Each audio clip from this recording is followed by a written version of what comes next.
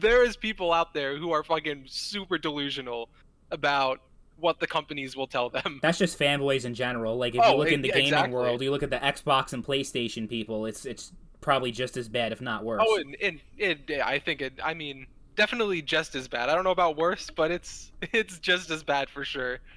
Yeah.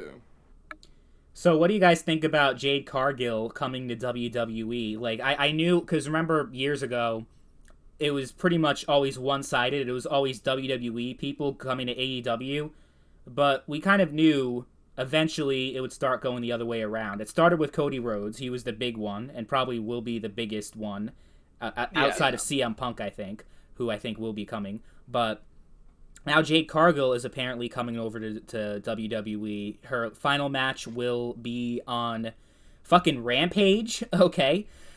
She's going to have a match with Chris Statlander. It was already taped, and she obviously didn't win the TBS title, and it seems like she is done.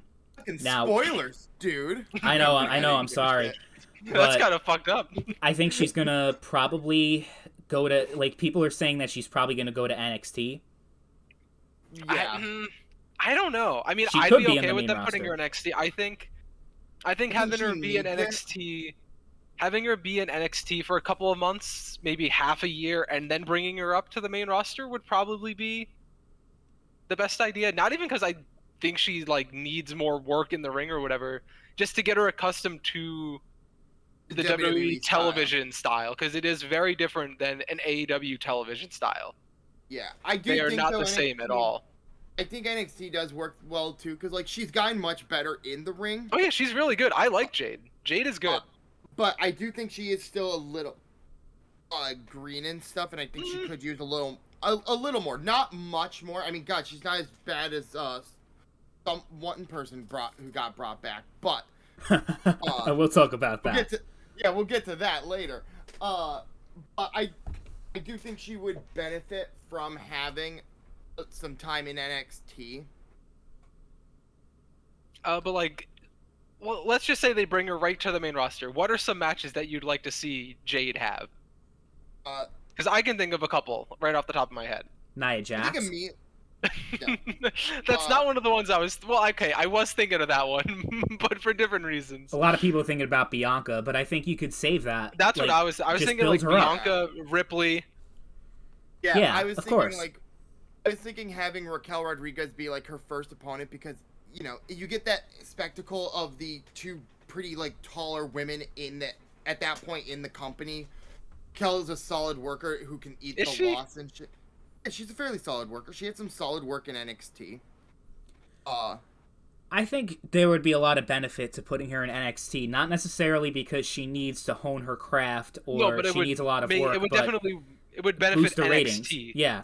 Yeah. So they have actually been killing it in the ratings lately because of bringing over main roster stars to NXT. Like they got close to 1 million viewers. I was gonna say they had like 900 something thousand viewers. So I think it would be something if they had, because the rumor is Becky's just going to drop it right back to Tiffany Stratton. How about instead of Tiffany Stratton, Becky drops it to Jade Cargill, and then she can carry that division for a while. That's the rumor I've been seeing, is that people think Becky may hold it until they bring in Jade and have Jade beat Becky for the NXT Women's title. That would be a good ratings boost, and that's how you make a star, Yeah. I guess a lot of that would depend on how long it is until they're able to bring Jade in, if they even can. Right. Like, well, I don't know. Yeah, I don't know if it's a case. Couple of months, then Becky holding the title for that long would be fine. But if they can't get her in for like a year, I don't think having Becky hold the title for a year would benefit anybody. Well, if she's finishing up, I don't think it's going to be anything a year. I think we're talking a few months at most, the way it looks, because I think it's a case of the contract expiring, not necessarily her looking for a release. Yeah. So I think I'd say like it would be a month, 2 months, 3 months. I'm thinking that more than like close to a year. You know what I mean? Oh yeah, no, definitely. I'm just saying, like, you never know. Contract negotiations can take a while. Yeah, because we still don't know what's up with Punk and his contract, and if he's able to come to Survivor Series, for example. Yeah. Although that's a much different situation. That is true. But yeah, I don't know like what AEW's like non-compete clause is, if they have one or anything like that. They usually don't do Because it like WWE. that's what I'm saying. Like we don't. usually They really just haven't let had that many contract- people. Yeah. They haven't really had many people like leave and then show up somewhere else. So like it's Yeah. hard to say. Like, I think Regal's been the only person who's been given a non-compete clause before. Yeah, he can't appear on screen still, but Yeah, he's and working for the that's company. because they let him out of his contract like super early. Right. So they gave him like this big non-compete clause or whatever because of that.